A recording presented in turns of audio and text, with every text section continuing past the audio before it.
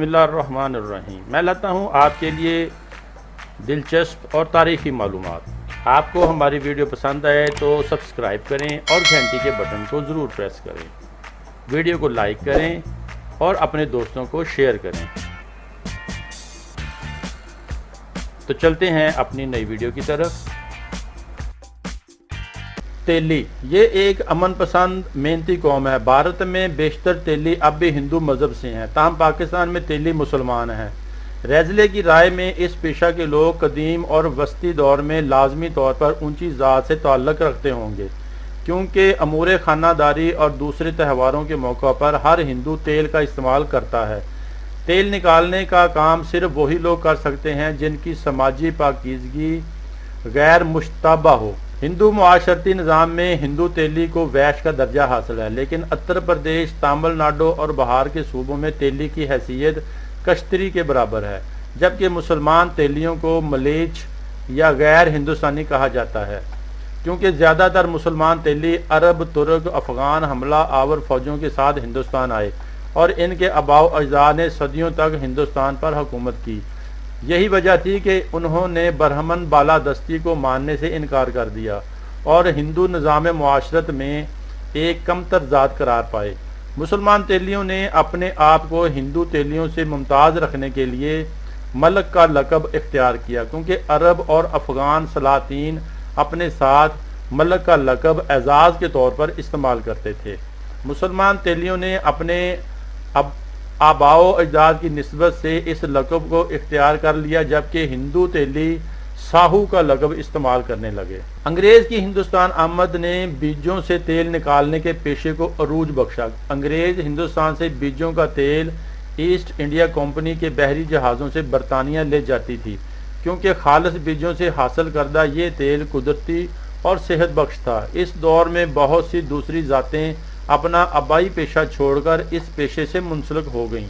1940 کی دہائی میں بناسپتی گھی کی آمد کے ساتھ اس پیشہ کی اہمیت کم ہوتی گئی اور اس کی جگہ دوسرے پیشوں نے لے لی۔ سر ڈیزل ایپسن کے مطابق زیادہ تر تیلی اس قدر صاف رنگت اور کھڑا نین نقشہ رکھتے ہیں کہ ان کو دیکھ کر ایسا گمان ہوتا ہے جیسے کسی پٹھان کو دیکھ رہے ہوں، جس سے ایک بات عیاں ہوتی ہے کہ ماضی میں ان لوگوں کا تعلق اونچی ذات کے لوگوں سے رہا ہے۔ اسپین کے مطابق اس کی عورتیں بھی گورے رنگ کی اور خوبصورت ہوتی ہیں۔ یہ لازمی طور پر مسلمانوں کے ساتھ یا اس سے پہلے ہنوں اور گجروں کے ساتھ برِ صغیر آئے۔ تیلی کو ایک ذات کی بجائے پیشہ کہنا زیادہ مناسب ہوگا، جس میں مختلف ذات اور قبیلوں کے لوگ شامل ہیں، کیونکہ زمانہ قدیم سے بیجوں کا تیل نکالنا اور ایک نفع بخش کاروبار کرنا ہی رہا ہے۔ کھانا پکانے میں بیجوں کے تیل کے استعمال کی وجہ سے اس پیشے کو اپنے وقت کا سب سے نفع بخش پیشہ گردانا جاتا تھا۔ ایک طرف جہاں راجپوت اور جاٹوں کے مختلف قبائل اس پیشے کو اپنائے ہوئے تھے، تو دوسری طرف مختلف اوقات میں مسلم فاتحین کے ساتھ برِ صغیر آنے والے عرب، ترک اور پشتون قبائل بھی اپنی سلطنتیں ختم ہو جانے کے بعد اس پیشے سے منسلک ہو گئے۔ سلطان شہاب الدین غوری اور علاء الدین خلجی کی سلطنتوں کے زوال کے بعد پشتونوں اور ترک قبائل جو ان سلاطین کی افواج کے ساتھ ہندوستان آئے تھے، اپنی جاگیروں اور جائیدادوں سے محروم کر دیے گئے، تو ان قبائل نے حصول آمدن کے لیے اس پیشہ کو اپنا لیا۔ تیلیوں کے بیشتر گوتے راجپوت ماخذ ہونے کی دعویٰ دار ہیں۔ ان کی 53 سے زائد گوتوں میں زیادہ تعداد راجپوت گوتوں کی ہے۔ تیلی راجپوت گوتوں میں پنوار، چوہان، کھوکھر، بھٹی، تور، راٹھور، تنوار، سرویا، جوئیا اور کہلوٹ وغیرہ شامل ہیں۔ ودڑ، دھیما، جدران، راجوانہ اور سولڈا وغیرہ جاٹ گوتیں، پرساد، گانجی، نربن، کھتری ذاتیں، جبکہ غوری اور خلیجی بالترتیب پشتون اور ترک قبائل ہیں۔ بڑگوجر کا تعلق گوجر قبیلے سے ہے۔ تیلیوں کی ایک مشہور گوت تہیم یا تھیم بھی ہے، جو دراصل عربی النسل لوگ ہیں۔ ان کا تعلق عرب کے مشہور قبیلے بنو تمیم سے ہے، جن کا پیشہ اونٹ اور مویشیوں کی تجارت کرنا تھا۔ محمد بن قاسم کی افواج میں بنو تمیم قبیلے کے لوگ بھی ہندوستان آئے اور بعد ازاں یہ لوگ بھی اس پیشے سے منسلک ہو گئے۔ تیلی تہیم گوت کے لوگ اس پیشے کے ساتھ اپنے آبائی پیشے یعنی مویشیوں کی تجارت سے بھی وابستہ رہے۔ آج بھی ان کی بہت بڑی تعداد مویشیوں کی بوپار کرتی ہے۔ غوری اور خلجی گوتوں کی طرح تہیم اور تھیم گوت کے افراد مسلمان ہیں، جبکہ دیگر گوتیں ہندو اور مسلمان تیلی دونوں میں مشترک ہیں۔ پاکستان سیالکوٹ، گجرانوالہ اور ناروال کے اضلاع میں عوان تیلی بھی بڑی تعداد میں ملتے ہیں۔ 1857 کی جنگ آزادی میں انگریزوں کی فتح کے بعد ان راجپوتوں کو چن چن کر سزائیں دی جانے لگیں جنہوں نے انگریزوں کے خلاف جنگ میں حصہ لیا تھا۔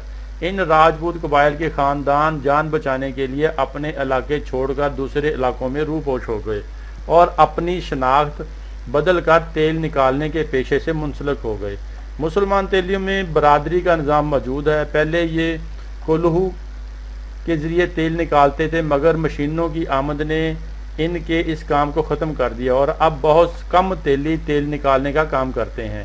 ان میں بہت سو نے دودھ کی فروخت یا سبزی پھل کی فروخت، کاشتکاری اور دیگر کاروبار اپنا لیے ہیں۔ فیصلہ آباد، سیالکوٹ، کراچی کے تیلی معاشی لحاظ سے کافی مستحکم ہیں۔ ٹھگ، جرائم پیشہ لوگ جو سادہ لوگوں کو دھوکہ اور فریب دے کر لوٹ لیتے تھے۔ بعض اوقات یہ لوگ اپنے شکار کو جان سے مار دینے سے بھی گریز نہیں کرتے تھے۔ ایسے لوگ تقریباً ہر ملک میں پائے جاتے ہیں۔ ہندوستان میں مغلوں کی سلطنت میں زوال آیا اور ملک میں طوائف الملوکی پھیلی تو یہاں ٹھگی ایک منظم پیشہ بن گیا۔ یہ لوگ بڑی ہوشیاری سے مسافر کو لوٹ لیا کرتے۔ اگر ایک ٹھگ ناکام رہتا تو وہ اپنے شکار کو علاقے کے دوسرے ٹھگ کے ہاتھ فروخت کر دیتا۔ ان کا بڑا ہتھیار رومال یا پھندا ہوتا تھا جس سے وہ آنن فانن اپنے شکار کا گلا گھونٹ کر اس کا خاتمہ کر دیتے تھے۔ لارڈ ولیم بیٹنگ نے ہندوستان کا گورنر جنرل بنا تو اس کے سامنے جو مسئلے درپیش ہوئے ان میں ایک مسئلہ ٹھگی کے انسداد کا بھی تھا، جس کے بارے میں سر جان کیٹی کا کہنا ہے کہ کافی لمبا عرصہ تک برطانوی حکومت کو ان وحشیانہ قتل اور لوٹ مار کے جرم کا علم ہی نہ ہو سکا۔ یہ ٹھگ جو بے گناہ مسافروں کو قتل اور ان کا مال لوٹ لیا کرتے اور پورے ملک میں دندناتے پھرتے تھے۔ ان کا خاص قتل و غارت کی اماجگاہ وسط ہند، دکن اور اڑیسہ کے علاقے تھے۔ یہ پیشہ ور بلکہ آبائی قاتلوں کے گروہ تھے جو ہر سال سینکڑوں مسافروں کو وحشیانہ طور پر قتل کر کے ان کا مال غنیمت حاصل کر لیا کرتے تھے۔ ہندوستان ٹھگی کی کارروائیاں قدیم زمانے سے چلی آ رہی ہیں۔ ان میں عموماً زہر دے کر اور گلے میں پھندا ڈال کر مسافر کو قتل کیا جاتا تھا۔ ٹھگ مختلف برادریاں ہیں جو تمام ہندوستان منظم شکل میں تھی۔ ان کی خطرناک کارروائیوں سے ملک کا کوئی بھی علاقہ محفوظ نہ تھا۔ برِ صغیر کے ہر علاقے میں ان ٹھگوں نے خوف و ہراس کی فضا پھیلا رکھی تھی، یہاں تک کہ لوگ سفر کرتے ہوئے اور کسی بھی اجنبی مسافر پر اعتماد کرتے ہوئے ڈرتے تھے۔ ناگا اور اس کا ساتھی کہیں ٹھگ نہ ہو، اس میں در حقیقت یہ تھی کیونکہ یہ ٹھگ مسافروں کو راستے ہی میں مسافر کی حیثیت سے ملتے اور موقع پا کر ان کو قتل کر دیتے۔ چنانچہ پی سی بی، بنگال، مدارس، بمبئی، یو پی اور سندھ اور پنجاب کے کی کسی سڑک یا راستے ایسے نہیں تھے جو ان ٹھگوں کی وجہ سے خالی ہوں۔ اکثر و بیشتر مسافر راستے میں غائب ہو جاتے اور ان کی لاشیں بے دردانہ طریقے سے گلا گھٹی ہوئی ملتی۔ ٹھگ شکار کو جہاں قتل کرنا ہوتا پہلے اس جگہ کا انتخاب کر لیا کرتے تھے۔ وہاں کہیں قریب ان کی قبر بھی کھود دی جاتی جو عموماً راستے سے ہٹ کر جھاڑیوں میں ہوتی اور اطلاع دی جاتی کہ قبر تیار ہے۔ جب قبر تیار ہوتی تو اپنے شکار کو مارنے کے لیے ایک رول کیا ہوا رومال استعمال کرتے تھے جس کے بیچ میں ایک سکہ ہوتا تھا اور اسے پھرتی سے شکار کے گلے میں اس طرح ڈالتے کہ سکہ اس کے نرخرے پر آ جاتا اور رومال کا جھٹکا شکار کی سانس کی ڈوری توڑ دیتا۔ گلے میں رومال ڈالنے والے کے علاوہ عموماً دو مددگار ہوتے، ایک ہاتھ پکڑتا اور دوسرا اس کے پیر کھینچ کر زمین پر گرا دیتا۔ اس رومال کو استعمال کرنے کے لیے خاص پھرتی اور مہارت کی ضرورت ہوتی تھی۔ قتل کرنے والا ٹھگ کا رتبہ گروہ میں سب سے بڑا ہوتا، اسے دوسروں سے زیادہ حصہ دیا جاتا اور بعد ازاں لاش کے کپڑے اتار کر مال حاصل کر لیا جاتا اور لاش جلد سے جلد دفن کر دی جاتی۔ اس دوران اگر کوئی اجنبی شخص آ جاتا تو جلدی سے لاش پر کپڑا ڈال دیا جاتا اور اس کے پاس بیٹھ کر گریہ زاری کرنی شروع کر دی جاتی۔ اگر وہ اس کا کوئی عزیز ہوتا تو اسے بھی ساتھ ہی مار دیا جاتا۔ ان ٹھگوں کی دوہری زندگی ہوا کرتی۔ عام حالات میں یعنی جب یہ اپنے گھروں یا ملازمت پر ہوتے تو اچھے چال چلن کے مالک، محنتی اور امن پسند ہوا کرتے۔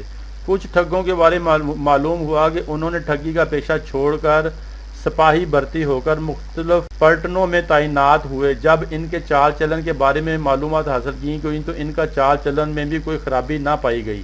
اس برادری کا ایک مستعد خالق جسے پھانسی دی گئی وہ بھی ایک سپاہی تھا اور قانون کے مطابق رخصت لے کر اپنے ساتھیوں کے ساتھ جا ملتا، ٹھگی اور قتل کی وارداتیں کرنے کے بعد واپس پلٹن میں آ جاتا۔ اس کے چال چلن میں کوئی خرابی نہیں پائی گئی۔ ان ٹھگوں کو جنہیں پکڑا گیا ان سردار جفا کش، کاشتکار اور سپاہی اور دوسرے پیشہ سے وابستہ تھے، اچھی شہرت کے مالک تھے، حالانکہ ان کے مختلف گروہوں نے دور دور تک قتل و غارت اور لوٹ مار کا بازار گرم کر رکھا تھا۔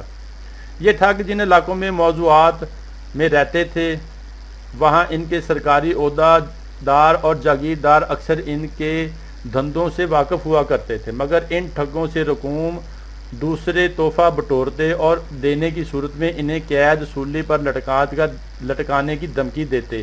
ٹھگوں کو بھی ایک محفوظ پناہ گاہ کی ضرورت ہوتی، اس لیے وہ ہر مہم یا سفر سے واپس آ کر لازماً انہیں کوئی تحفہ یا رقم ادا کرتے اور انہیں خوش رکھنے کی کوشش کرتے، مگر یہ ٹھگ اپنی بیشتر رقوم ان عہدے داروں اور جاگیرداروں سے چھپا کر رکھتے۔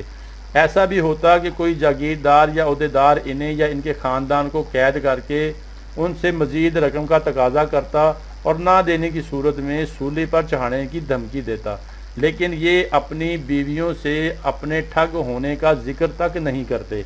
انہیں خوف ہوتا تھا کہ وہ کہیں دوسروں پر راز فاش نہ کر دیں۔